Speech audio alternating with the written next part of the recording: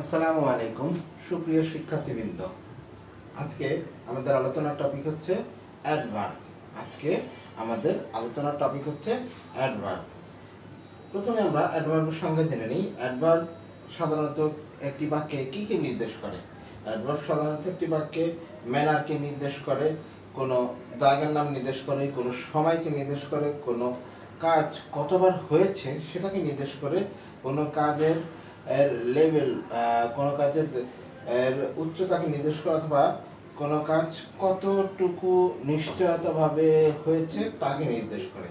তাহলে আমরা কি জানলাম? Adverbs typically express manner, place, time, frequency, degree, and level of certainty. Adverb typically express manner, place, time, frequency, degree, and level of certainty. And level of certainty. আমরা অ্যাডভার্বের সংজ্ঞা জেনে নিলাম। এখন আমরা অ্যাডভার্বের প্রকারভেদ জানবো। অ্যাডভার্ব মূলত তিন প্রকার। অ্যাডভার্ব মূলত তিন প্রকার। অ্যাডভার্ব তিন প্রকার। কয় প্রকার? অ্যাডভার্ব তিন প্রকার। প্রকারগুলো কি কি? একটা হচ্ছে adverb of manner, adverb of manner, পরেরটা হচ্ছে অ্যাডভার্ব অফ টাইম, পরেরটা হচ্ছে adverb of place. Adverb of manner, adverb of time, and adverb of place. Adverb of manner, adverb of time, and adverb of place. Adverb সাধারণত একটি বাক্যে আমাদেরকে কি কি প্রশ্নের উত্তর খুঁজতে সহায়তা করে, এখন আমরা সেটাও জানব। adverb সাধারণত একটি বাক্যে আমাদেরকে বাক্যটা কিভাবে হলো সে প্রশ্ন উত্তর জানতে সহায়তা করে।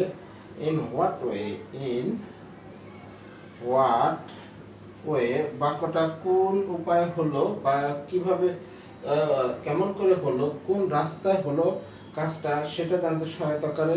হোয়েন, অ্যাডভার্ব সাধারণত বাক্যটা কখন হয়েছে সেটাও জানতে সহায়তা করে। এবং অ্যাডভার্ব সাধারণত বাক্যটা কোথায় হলো, কাজটি কোথায় হলো সেটা জানতে সহায়তা করে। অ্যাডভার্ব কি কি সহায়তা করে? কাজটি কিভাবে হয়েছে, কাজটি কোন উপায় হয়েছে বা কোন মাধ্যমে হয়েছে, কাজটি কখন হয়েছে এবং কাজটি কোথায় সম্পন্ন হলো, এই প্রশ্নের উত্তর জানতে অ্যাডভার্ব আমাদেরকে সাহায্য করে। শিক্ষার্থী বন্ধুগণ, এরকম আরো গুরুত্বপূর্ণ ইংরেজি গ্রামারের লেসনগুলো পেতে আমাদের চ্যানেলটি সাবস্ক্রাইব করে আমাদের পাশেই থাকবে। এরকম আরো গুরুত্বপূর্ণ ইংরেজি গ্রামারের আলোচনা পেতে আমাদের চ্যানেলটি সাবস্ক্রাইব করে আমাদের পাশেই থাকার অনুরোধ রইল।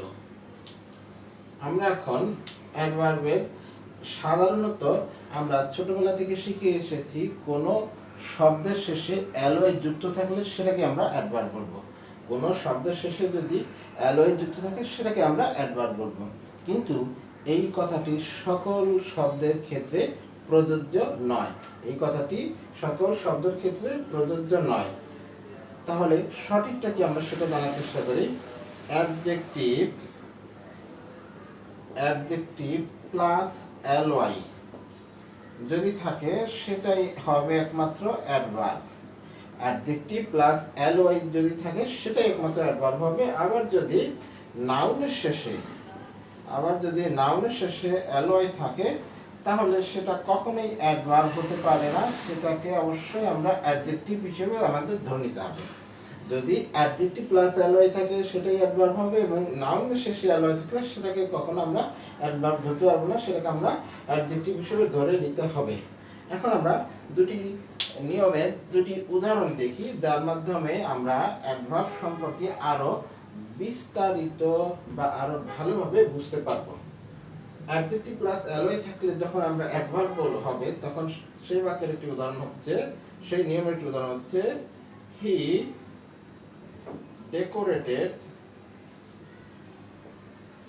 decorated the house nicely. He decorated the house nicely. কি হলো? হি ডেকোরেটেড দ্য হাউস নাইসলি। এই বাক্যে দ্য হাউস হচ্ছে অ্যাডজেক্টিভ, তারপরে এই বাক্যে দুঃখিত শিক্ষার্থী বন্ধুগণ, আমি একটু ভুল বলেছি।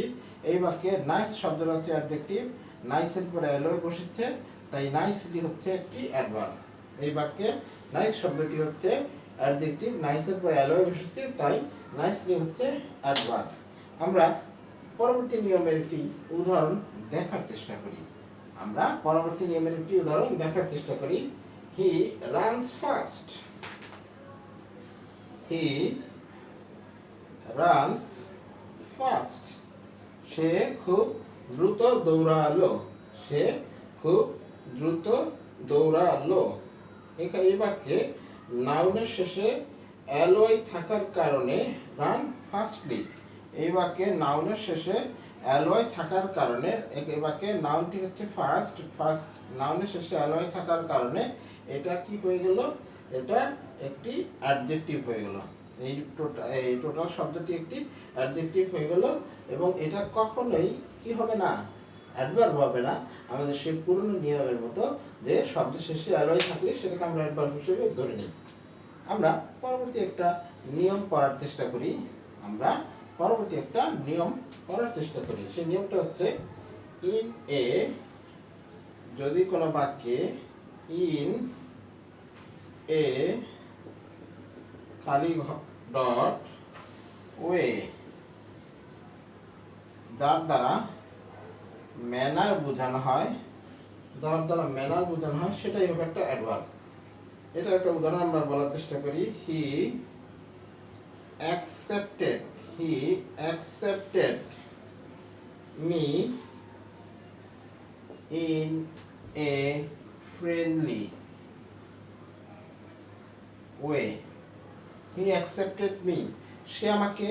সে আমাকে গ্রহণ করলো এক বন্ধুর মতো, বা বন্ধুর উপায়ে, বা বন্ধুর মতো করে।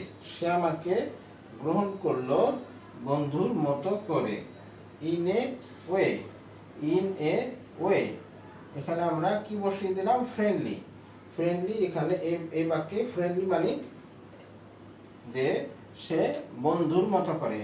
এই বন্ধুর ম্যানার মানে এখানে একটি আচরণ বোঝানো হয়েছে। আচরণটা কি? বন্ধুর মতো করে। আচরণটা কিন্তু বাবার মতো করে না, আচরণটা কিন্তু ভাইয়ের মতো করে না, আচরণটা হচ্ছে বন্ধুর মতো করে। সে আমাকে গ্রহণ করলো বন্ধুর মতো করে, যেটা আমরা উপরে নিয়মের মধ্যে পড়ে in a dash way, in a friendly way.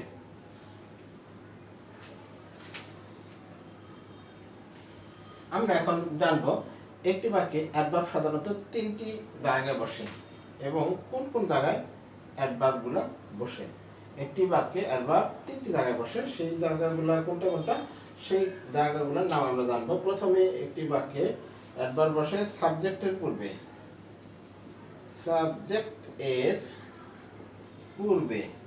একটি বাক্যে অ্যাডভার্ব সাবজেক্টের পূর্বে বসে। আমরা সাথে সাথে একটি করে উদাহরণ জেনে নিই। উদাহরণ হচ্ছে suddenly he has reached his goal.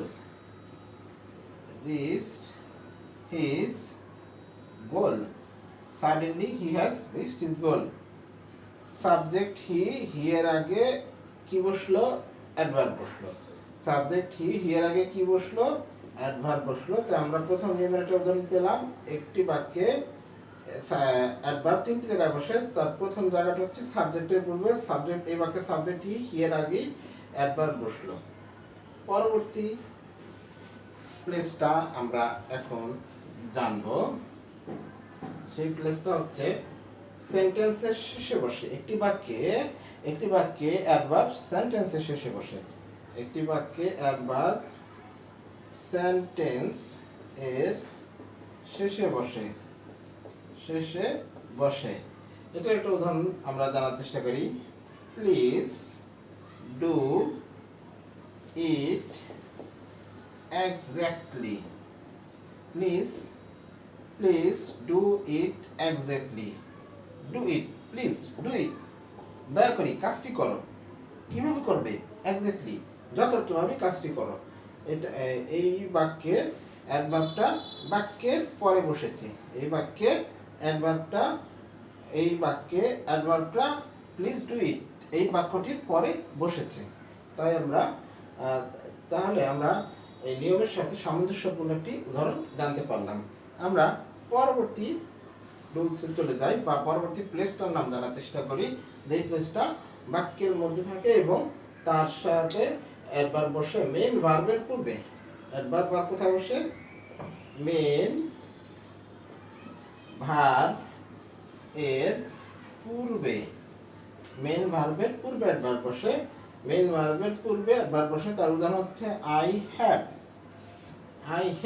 Till done.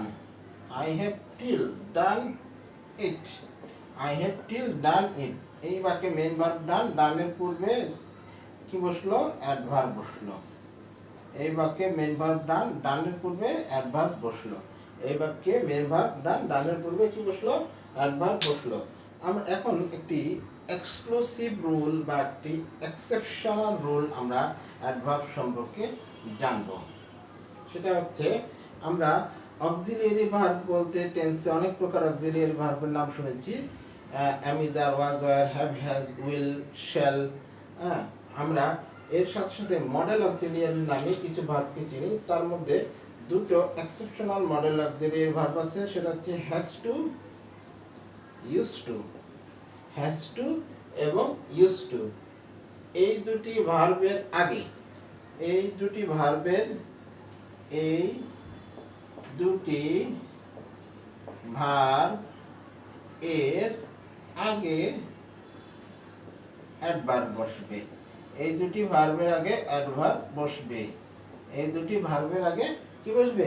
Adverb বসবে। এবং এই দুটি ভার্বই হচ্ছে মডেল অক্সিলিয়ারি ভার্ব। এই ভার্ব দুটি হচ্ছে মডেল অক্সিলিয়ারি ভার্ব। এই দুটি ভার্বের আগে কি বসবে?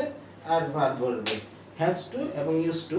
হ্যাজ টু এবং ইউজ টু এই দুটি ভার্বের আগে কি বসবে? অ্যাডভার্ব বসবে। আমরা একটি করে উদাহরণ দেখার চেষ্টা করি। আমরা একটি করে উদাহরণ দেখার চেষ্টা করি। সেটা হচ্ছে he always has to do it. He always has to do it. He always has to do it. আমরা নিয়মে পড়েছিলাম হ্যাজ টু এবং ইউজ টু এই দুটি ভার্বের আগে, হ্যাজ টু এর আগে অলওয়েজ অ্যাডভার্ব হিসেবে বসলো এই বাক্যে। হ্যাজ টু এর আগে অলওয়েজ অ্যাডভার্ব হিসেবে এই বাক্যে বসলো। আমরা পরবর্তী উদাহরণ দেখার চেষ্টা করি। she often used to realize the matter.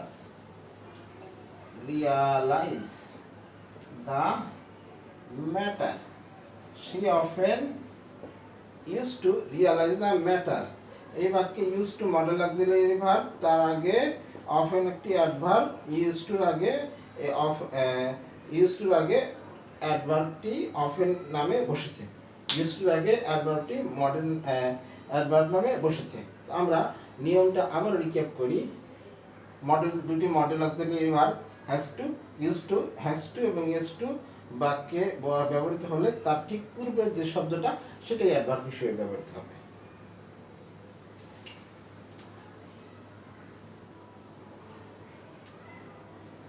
আমরা আরেকটি এক্সেপশনাল নিয়ম করব। নেগেটিভ অ্যাডভার্বগুলো বাক্যে অক্সিলিয়ারি ভার্বকে সাবজেক্টের আগে নিয়ে বসে। ইংরেজি গ্রামারে কিছু নেগেটিভ অক্সিলিয়ারি ভার্ব রয়েছে।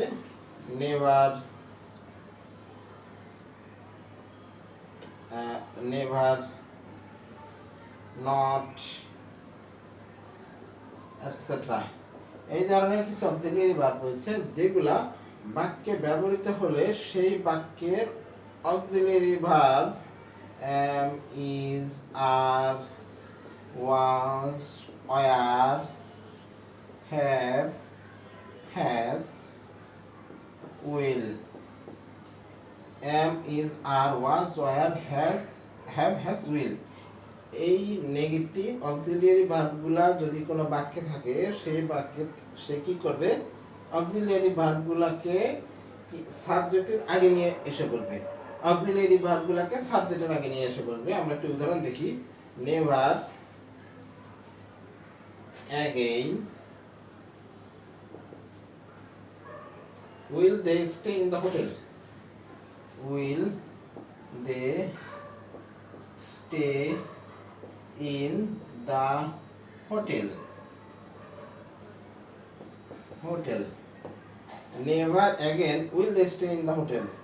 Never again নেগেটিভ অ্যাডভার্ব, উইলটা বাক্যের অক্সিলিয়ারি ভার্ব, তাকে কি করা হচ্ছে, দে সাবজেক্টের আগে নিয়ে আসা হয়েছে এবং নেভার অ্যাগেনটা সবার আগে বসেছে, তারপরে অক্সিলিয়ারি ভার্ব বসেছে, তারপরে সাবজেক্ট বসেছে, তারপরে বাক্যের বাকি অংশ বসেছে। তার মানে আমরা নিয়মটা থেকে কি জানতে পারলাম, নেগেটিভ অ্যাডভার্বগুলো যখন কোনো বাক্যে ব্যবহৃত হয় তখন সে সেই বাক্যের অক্সিলিয়ারি ভার্বকে সাবজেক্টের আগে নিয়ে এসে বসে। সে নিজেও বসে এবং তার ঠিক পরেই অক্সিলিয়ারি ভার্বটাকে বসানোর পর সে বাক্যের সাবজেক্টটি বসিয়ে তারপর বাক্যের বাকি অংশ দিয়ে বাক্যটি শেষ করে। সুপ্রিয় শিক্ষার্থী বন্ধু, অ্যাডভার্বটাকে ভালোভাবে বুঝিয়ে দেওয়ার জন্য আমি তোমাদের সামনে উপস্থাপিত করলাম আমার সর্বোচ্চটুকু নিয়ে। আশা করি তোমরা অ্যাডভার্ব সম্পর্কে একটি বিস্তারিত ধারণা পেয়েছো। আগামী দিন অ্যাডভার্ব সম্পর্কে আমরা আরও কিছু পড়াশোনা করার চেষ্টা করব, আলোচনা করার চেষ্টা করব, যার মাধ্যমে অ্যাডভার্ব সম্পর্কে পরিষ্কার একটি জলের মতো ধারণা তোমাদের হয়ে যাবে এবং সেখান থেকে তোমরা তোমাদের বিশ্ববিদ্যালয়ে ভর্তি পরীক্ষায় খুব সঠিকভাবে অ্যান্সার করতে পারবে বলে আমার বিশ্বাস। সো আজ আর নয়, দেখা হবে পরবর্তী ভিডিওতে। সেই পর্যন্ত কানেক্টেড থাকতে আমাদের চ্যানেলে সাবস্ক্রাইব করে আমাদের পাশেই থেকো। আসসালামু আলাইকুম।